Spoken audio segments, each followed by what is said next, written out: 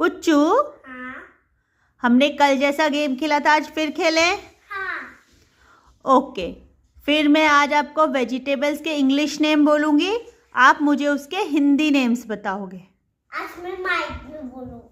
Okay, start करें। Potato, आलू, onion, प्याज, lady finger. Lady finger. Hindi name बताओ। ठीक है। बताओ लेडी फिंगर का हिंदी नेम। भिंडी, पंपकिन। गद्दा, गद्दा नहीं, कद्दू। क्या बोलते हैं? कद्दू, ब्रिंजल। बैगन, वेरी गुड। अब बताओ टमेटो को क्या बोलते हैं?